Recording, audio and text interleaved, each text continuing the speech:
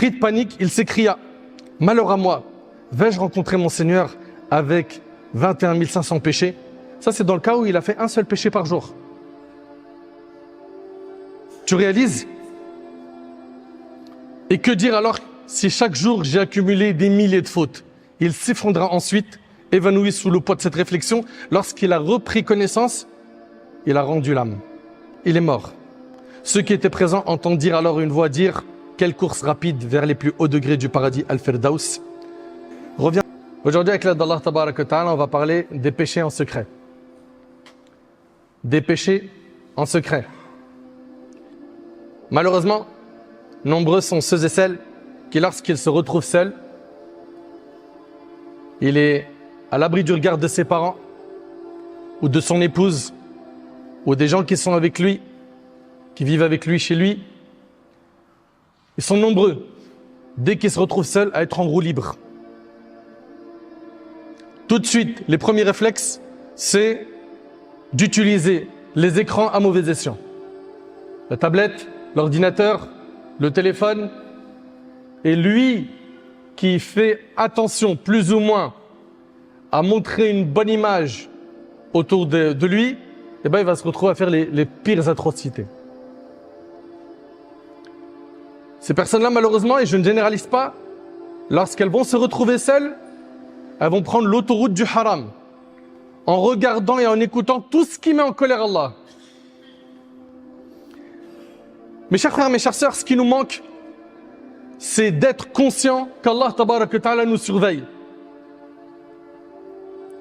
Hélas, nous sommes trop nombreux à oublier qu'Allah Subhanahu wa Ta'ala nous voit à chaque instant. Gardez en tête qu'Allah te surveille tout le temps, ça fait revivre les cœurs morts. Ça éveille les consciences endormies. Et ça te permet d'être quelqu'un de pieux. Allah Ta'ala, il dit « Alam ya'lam bi anna Allah yara » Ne sait-il pas qu'Allah le voit? Tu le sais pas? Tu l'as oublié?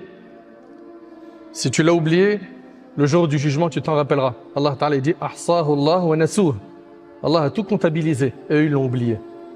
Quand tu regarderas ton registre le jour du jugement, tout ce que tu avais oublié, tu le verras.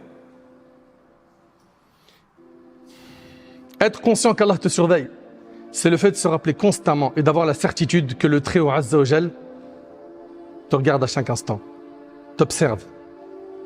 Il sait ce que tu fais en public et en secret. Le croyant doit faire le nécessaire pour adorer Allah Tabarak wa Ta'ala de la meilleure des manières. Et pas d'avoir une pratique bancale. C'est-à-dire quoi une pratique bancale? De temps en temps, il va faire la salat, il va faire quelques œuvres pieuses, mais il est ancré dans le haram. Il ne cherche pas à être quelqu'un de pieux. Elle ne cherche pas à être une personne pieuse. Quel que soit le moment où tu te retrouves seul, éloigné des gens, rappelle-toi qu'Allah te regarde, qu'il est proche de toi et qu'il peut, Azza wa Jal, t'éprouver à tout moment. Allah Tabarak wa Ta'ala, il dit وَلَقَدْ خَلَقْنَا الْإِنسَانَ وَنَعْلَمُ مَا تُوَسْوِسُ بِهِ نَفْسُهُ وَنَحْنُ أَقْرَبُ إِلَيْهِ مِنْ حَبْلِ الْوَرِيدِ. Nous avons créé l'homme et nous savons ce que son âme lui suggère. Nous sommes plus proches de lui que sa veine jugulaire. Nous sommes plus proches de lui, nous dit Allah, que sa veine jugulaire. Mais en fait, le problème, c'est quoi? C'est que on n'a pas estimé Allah à sa juste valeur. Comme Allah Ta'ala dit, Ma lakum la tarjuna lillahi waqara. Qu'avez-vous à ne pas craindre Allah comme il convient à sa grandeur? Monsieur ou madame va avoir peur au travail quand il va entendre qu'il va avoir une inspection de travail. Même s'il est carré dans son travail, il est pris de panique. Monsieur, quand il va consulter un médecin et que le médecin reste silencieux longtemps, il a peur. Monsieur, qui a sa ceinture de sécurité, qui respecte les limitations de vitesse, il suffit qu'il voit plein de motards sur le périph' ou l'autoroute, il commence à prendre peur. Tu sais avoir peur sur terre, mais avoir peur d'Allah, ça non. Il va avoir peur du regard des gens. Faut pas que les gens me voient dans quelque chose de sombre, mais tu montres le pire visage à Allah. Mais je comprends pas en fait. T'as des comptes à rendre aux humains, toi, le jour du jugement? Pour les craindre autant? Choquant de voir à quel point on a peur des humains plus que d'Allah. Et bien évidemment, je ne généralise pas. Comment est-ce que tu te comportes quand tu es seul, loin du regard des gens, derrière les rideaux fermés, portes verrouillées, lumière éteinte, dans cet état de solitude? Quel est l'état de ton cœur? Oses-tu commettre les interdits sans craindre le regard d'Allah? Ou est-ce que tu le redoutes en sachant qu'il te voit toujours? Tu fais partie de quelle catégorie de musulmans?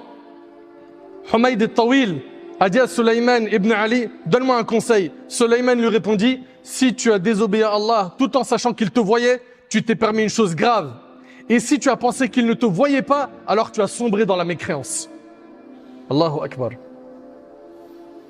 Puis un homme qui avait motivé une femme pour commettre avec elle la fornication, il lui a dit, là personne ne nous voit, à part les étoiles. Elle lui répondit, mais où est celui qui a créé les étoiles? Par Allah, si Allah subhanahu wa ta'ala ne nous couvrait pas de son voile de miséricorde, nous serions exposés et humiliés. Et on demande à Allah subhanahu wa ta'ala de ne pas dévoiler ce voile qui nous protège. Mohammed ibn Wasi' a dit, si les péchés avaient une odeur, personne ne pourrait s'asseoir à côté de moi à cause de leur puanteur. Subhanallah, ça c'était les gens pieux de l'époque qui disaient ça sur leur personne. Et nous aujourd'hui, on s'éloigne d'Allah, on est loin d'Allah. Et on est très satisfait de notre relation avec Allah. Quand tu parles avec quelqu'un, tu lui dis, t'en es où avec la prière, la religion? Non, alhamdoulilah, je suis quelqu'un de bien, moi je suis pieux. J'ai même eu des gens au téléphone qui m'ont appelé, m'ont dit, salam alaikum, je suis pieux, je suis pieuse, et je voulais te dire. Mais stop, déjà il y a erreur 404. Les compagnons du prophète, ils n'ont jamais dit d'eux-mêmes qu'ils étaient pieux. Ils n'ont pas vanté leur propre pureté. Au contraire, Omar ibn Khattab, il allait voir Hudayfa ibn al-Yaman, il lui dit, regarde si mon nom il n'a pas été cité dans la liste des hypocrites. Ça c'est Omar ibn Khattab qui a tellement pleuré par crainte d'Allah que 2 traits noirs se sont tracés sur son visage. Et toi tu te dis pieux, avec quelle action?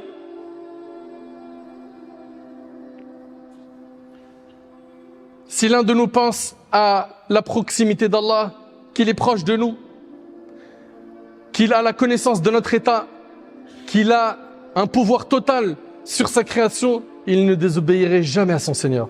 On demanda à Al-Junayd, rahimahullah, par quoi peut-on se préserver du regard interdit? On a plein de gens aujourd'hui qui, quand ils vont se retrouver avec leur smartphone, allez c'est parti. Et jusqu'à ce qu'ils se sont abonnés à des comptes où ils regardent du haram, où ils écoutent du haram. Leurs yeux sont habitués à ce haram. Ils y trouvent un plaisir. Eh bien écoute bien, on a demandé à Al-Junayd, par quoi peut-on se préserver du regard interdit? Il répondit, en sachant que le regard d'Allah sur toi précède ton propre regard sur ce que tu observes. Garde en tête mon frère, garde en tête ma soeur, que quand tu es en train de regarder quelque chose de haram, ou d'écouter quelque chose de haram, faire quelque chose de haram, ce que tu es en train de regarder là, pendant que tu le regardes, sache qu'Allah subhanahu wa ta'ala à ce moment-là il te voit. T'as pas honte? Ça te fait rien? Et si tu meurs dans cet état, le prophète n'a-t-il pas dit qu'on serait ressuscité de la même manière dont on est mort? T'aimerais être ressuscité en train de regarder de la pornographie devant ton Seigneur? C'est ça que t'aimerais? En train de regarder des clips orduriers? En train de rouler un joint? En train de voler de l'argent à quelqu'un? T'aimerais être ressuscité de cette manière? Mais il faut avoir un cœur de pierre pour souhaiter ça. Allah tabarak wa ta'ala il dit وَأُزْلِفَتِ الْجَنَّةُ لِلْمُتَّقِينَ غَيْرَ بَعِيدٍ هَذَا مَا تُوعَدُونَ لِكُلِّ أَوَّابٍ حَفِيظٍ مَنْ خَشِيَ الرَّحْمَنَ بِالْغَيْبِ وَجَاءَ بِقَلْبٍ مُنِيبٍ ادْخُلُوهَا بِسَلَامٍ ذَلِكَ يَوْمُ الْخُلُودِ لَهُمْ مَا يَشَاءُونَ فِيهَا وَلَدَيْنَا مَزِيدٌ. Le paradis sera rapproché à proximité des pieux. Vous avez remarqué à chaque fois que Allah Ta'ala parle du paradis, il parle des pieux. Allahumma ja'alna minhum ya Rabb. À chaque fois qu'Allah il parle du paradis, il parle des pieux. C'est les pieux qui accèdent au paradis. Les pieux c'est qui? C'est ceux qui savent tirer le frein à main du haram. C'est pas des anges infaillibles, mais ce sont des gens qui se battent chaque jour pour être meilleurs. C'est ceux qui font l'obligatoire et qui délaissent l'interdit. C'est ceux qui ne se retrouvent pas dans les endroits qu'Allah déteste. Le paradis sera rapproché à proximité des pieux et on leur dira, voilà ce qui vous a été promis, pour celui qui revient incessamment vers Allah et respecte les prescriptions divines, celui qui craint le miséricordieux sans le voir. Celui qui craint le miséricordieux sans le voir et qui vient à lui avec un cœur repentant. Entrez au paradis, préservés de tout mal et en toute sécurité. Voici le jour de l'éternité. Ils y obtiendront tout ce qu'ils voudront. Et il y a auprès de nous davantage encore. Ceux qui seront au paradis, les pieux, c'est ceux qui craignaient Allah, qui, quand ils étaient seuls, ils savaient qu'Allah Tabarak wa Ta'ala les regardait à chaque instant. Mes chers frères, mes chères sœurs, rappelle-toi que le jour du jugement, on sera questionné. Rappelle-toi que le jour du jugement, on sera questionné. Allah Tabarak wa Ta'ala, il dit فَوَرَبِّكَ لَنَسْأَلَنَّهُمْ أَجْمَعِينَ عَمَّا كَانُوا يَعْمَلُونَ. Par ton Seigneur, nous les interrogerons tous sur leurs agissements. Comment se fait-il que tu as plus peur des gens que d'Allah? Allah Ta'ala, il dit يَسْتَخْفُونَ مِنَ النَّاسِ وَلَا يَسْتَخْفُونَ مِنَ اللَّهِ وَهُوَ مَعَهُمْ إِذْ يُبَيِّتُونَ مَا لَا يَرْضَى مِنَ الْقَوْلِ وَكَانَ اللَّهُ بِمَا يَعْمَلُونَ مُحِيطًا. Ils se cachent des gens, mais ils ne se cachent pas d'Allah, alors qu'il est avec eux lorsqu'ils tiennent en secret des propos qu'ils n'agréent pas. Et Allah cerne parfaitement ce qu'ils font. Mon cher frère, ma chère sœur, ne regarde pas la petitesse du péché, mais regarde l'immensité de celui que tu es en train de désobéir. Prenez garde aux péchés mineurs, comme a dit le prophète sallallahu alayhi wa sallam, car leur exemple est celui de personnes qui se sont installées dans le creux d'une vallée. L'un apporte un morceau de bois, puis un autre en apporte un autre, jusqu'à ce qu'ils puissent cuire leur pain. De même, les péchés mineurs, s'ils s'accumulent, finissent par détruire celui qui les commet. C'est rapporté par l'imam Ahmad. Et d'après Ghaylan, Anas ibn Malik radiyallahu anhu a dit, écoutez bien, Anas ibn Malik radiyallahu anhu, à son époque, il dit, certes, vous faites des choses qui sont à vos yeux plus fines qu'un cheveu.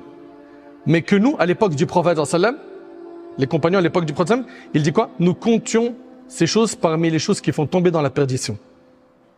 Mais si Anas aujourd'hui, radiyallahu anhu, il venait et il voyait ce qu'on faisait dans notre époque, qu'est-ce qu'il dirait? Mohammed ibn Sirin, rahimahullah, il a dit, par Allah, je ne pleure pas pour un péché que j'ai commis, mais je pleure pour un péché que je considérais comme insignifiant alors qu'il est immense auprès d'Allah. C'est ça qui nous manque en fait. C'est d'estimer Allah à sa juste valeur. Qu'est-ce que tu vas dire à Allah quand tu comparaîtras devant lui? Qu'il t'appellera par ton nom. Tu sauras que c'est de toi dont il s'agit. Et que tu traverseras les gens pour le jugement, pour te présenter à Allah subhanahu wa ta'ala. Qu'est-ce que tu vas dire au maître ce jour-là? Sache une chose, c'est que les péchés que tu fais en secret sont la cause de l'affaiblissement de la foi. Et les bonnes actions que tu fais en secret sont la cause du raffermissement de ta foi. Enregistre ça. Les péchés que tu fais en secret, c'est ce qui est en train de te détruire aujourd'hui. Tu te sens mal? C'est pas comment remonter la pente? C'est normal, tu as un double visage. Quand tu es avec les gens, tu montres Zahma, t'es pieux. Et quand tu es tout seul, tu montres à Allah le pire des visages. Les péchés en secret, retiens, c'est ce qui détruit la foi. Et les bonnes actions secrètes, c'est ce qui raffermit la personne jusqu'à ce qu'elle rencontre Allah subhanahu wa ta'ala. Saute cela. Quel moment délicieux lorsque le serviteur savoure les paroles d'Allah. Il lit le Coran, il récite le Coran.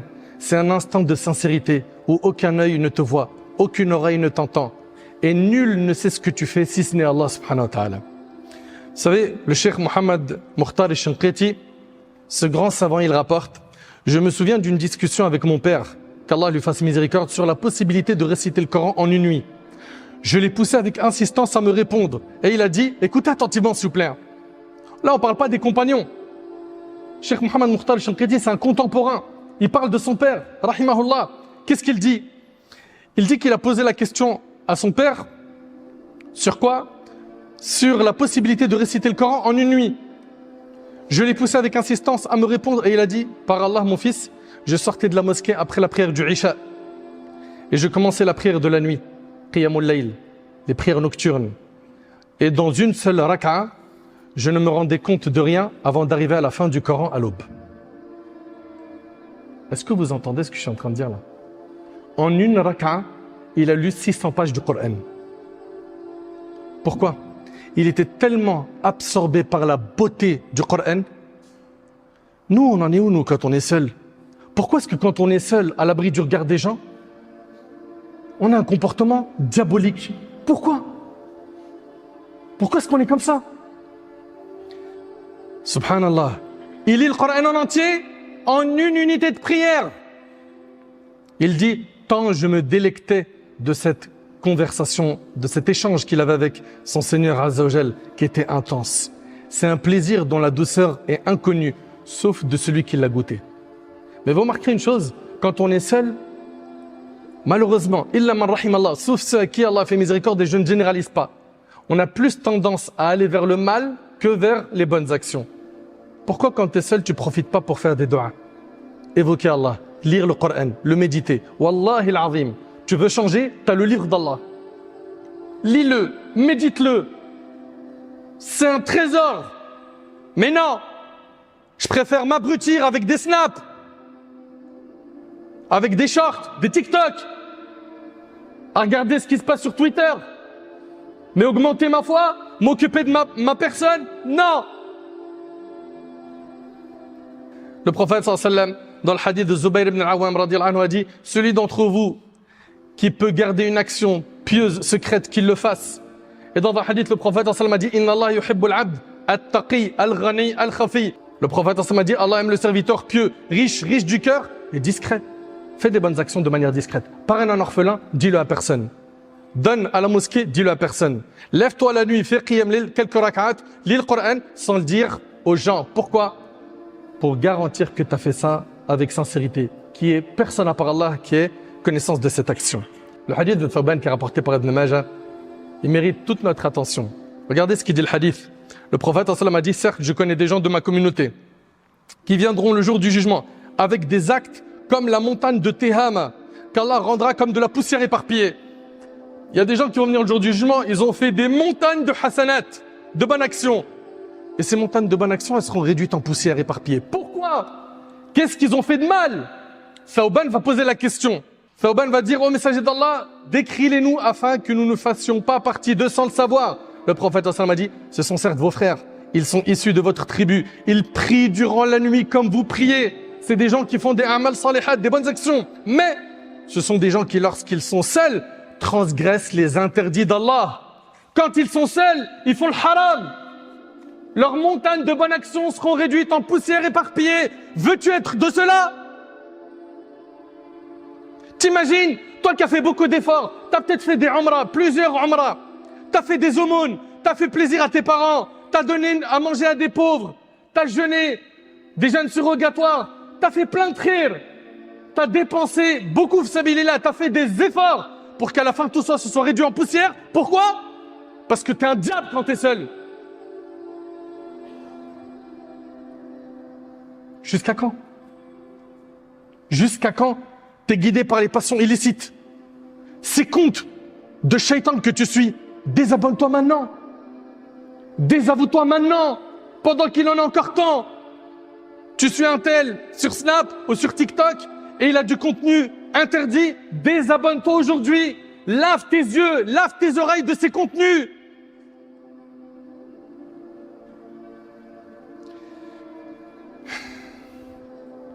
Les péchés commis en secret sont une cause de privation des actes d'obéissance. Ils sont là, ils te disent, frère, j'aimerais bien faire la prière, j'arrive pas. J'aimerais bien faire des bonnes actions, je me sens bridé. Ouais, tu l'es par tes péchés. Tes péchés t'empêchent de faire le bien. Écoute attentivement. Un homme a dit à Al-Hassan al-Basri, rahimahullah, oh Abu Saïd, je vais me coucher en bonne santé. J'aime prier la nuit. Je prépare l'eau de mes ablutions. Mais pourquoi je n'arrive pas à me lever pour prier? Al-Hassan lui répondit, ce sont tes péchés qui t'ont enchaîné. Allahu Akbar. C'est tes péchés qui t'ont enchaîné. C'est à cause de ça que tu n'arrives pas à te lever et prier. Oui, n'en sois pas surpris. Sufyan al-Thawri rahimallah a également dit, j'ai été privé de prière nocturne à cause d'un péché que j'ai commis. Il voulait faire qiyamul layl. Il a été privé à cause d'un péché qu'il a commis. Quand est-ce que tu vas revenir vers Allah subhanahu wa ta'ala? Quand est-ce que tu vas faire les comptes de tes actions? Toi qui as l'habitude de faire les comptes tous les jours de ce qui reste dans tes comptes bancaires. tous les jours, il n'y a pas un jour qui passe sans que tu consultes toutes tes applications pour voir t'en es où dans les dépenses. C'est quoi les prélèvements qui arrivent? Mais pourquoi tu fais pas la même chose pour tes bonnes et mauvaises actions? Est-ce que tu crois que tu vas vivre éternellement? Dans son livre At-Tabsira, Ibn al-Jawzi rahimahullah, il raconte l'histoire de Tawba ibn Simma. Il dit que cet homme-là avait l'habitude de faire le bilan de ses actions de manière rigoureuse. Un jour, alors qu'il était en train de calculer son âge, il découvrit qu'il avait atteint 60 ans. Puis il calcula le nombre de jours dans sa vie et trouva qu'il avait vécu 21 500 jours. Pris de panique, il s'écria « Malheur à moi, vais-je rencontrer mon Seigneur avec 21 500 péchés ?» Ça, c'est dans le cas où il a fait un seul péché par jour. Tu réalises? Et que dire alors si chaque jour j'ai accumulé des milliers de fautes? Il s'effondra ensuite, évanoui sous le poids de cette réflexion. Lorsqu'il a repris connaissance, il a rendu l'âme. Il est mort. Ceux qui étaient présents entendirent alors une voix dire « Quelle course rapide vers les plus hauts degrés du paradis Al-Firdaus !» Reviens vers Allah. Et en revenant vers Allah, Allah te facilitera la voie de la piété. Je sais que dans ta tête, tu te dis, revenir à la religion, j'aimerais, mais c'est trop dur. Non, wallah, c'est pas dur. Et là, c'est une touche d'espoir. Et mes chers frères, mes chères sœurs, wallah, je vous parle avec beaucoup d'amour. C'est jouable, c'est pas difficile. Surtout vous les jeunes, qui pensez que c'est impossible, à votre âge, d'être quelqu'un de sérieux. Non, c'est possible. Si autour de vous, tout le monde prend le mauvais chemin, vous nagez à contre-courant. Et soyez des leaders dans le bien. Montrez la bonne voie aux gens. Soyez forts. Ne vous laissez pas influencer dans le mal. Allah tabarak wa ta'ala, il dit, je suis à l'égard de mon serviteur selon ce qu'il pense de moi. Et je suis avec lui là où il m'évoque. Allah se réjouit plus du repentir de son serviteur que l'un d'entre vous retrouvant sa monture égarée dans le désert. Celui qui s'approche de moi d'un empan, je m'approche de lui d'une coudée. Et celui qui s'approche de moi d'une coudée, je m'approche de lui d'une brasse. Et celui qui se dirige vers moi en marchant, je m'approche de lui avec empressement. C'est-à-dire quoi? Tu fais un pas vers Allah, Allah t'ouvrira plusieurs portes qui mènent à lui. Il va te faciliter la voie du repentir. Allah tabarak wa ta'ala, il dit إِلَّا مَنْ تَابَ وَآمَنَ وَعَمِلَ عَمَلًا صَالِحًا فَأُولَٰئِكَ يُبَدِّلُ اللَّهُ سَيِّئَاتِهِمْ حَسَنَاتٍ وَكَانَ اللَّهُ غَفُورًا رَحِيمًا. Sauf ceux qui se repentent. Regarde si tu te repens ce qui va t'arriver. Écoute bien. Sauf ceux qui se repentent, croient et accomplissent des œuvres pieuses, ceux-là, ceux qui se sont repentis, qui ont fait des bonnes actions, Allah il dit, ceux-là, Allah changera leurs mauvaises actions en bonnes. Tu te repens sincèrement, Allah il changera tes mauvaises actions en bonnes. Tu m'entends? Tu te repens sincèrement, Allah il change tes mauvaises actions en bonnes. Et pour finir, écoute ce hadith. Le prophète sallam a dit, le diable a dit, regardez le diable, il a dit quoi Allah? Je le jure par ta puissance, ô Seigneur, je ne cesserai d'égarer tes serviteurs tant que leurs âmes sont dans leur corps. Et le Seigneur a répondu, je le jure par ma puissance et ma majesté, je ne cesserai de leur pardonner tant qu'ils me demanderont pardon. Et le hadith est rapporté par l'imam Ahmed. Tant que tu demanderas pardon de manière sincère, Allah il te pardonnera. Te soucie pas du nombre de tes péchés. Ne dis surtout pas, moi j'en ai trop fait, c'est impossible qu'Allah me pardonne. Ne pense pas que tes péchés sont plus grands que la miséricorde d'Allah. Ne pense pas ça. Mais par contre, il faut que tu cesses immédiatement les péchés que tu fais en secret. Et honte de désobéir à Allah en secret, tout en sachant qu'il te voit à chaque instant. Et si tu oublies ces péchés-là, sache que le jour du jugement, on te les rappellera. Tu auras ton livre. Allah subhanahu wa ta'ala dit, le jour où l'homme se rappellera. Mais à quoi lui servira de se rappeler ce jour-là? Ça sera trop tard. Tu es encore en vie, œuvre, repens-toi, vis comme un bon musulman pieux et demande à Allah qu'il te donne la force et qu'il t'assiste dans ce sens et il te facilitera. Qu'Allah tabarak wa ta'ala nous pardonne nos manquements.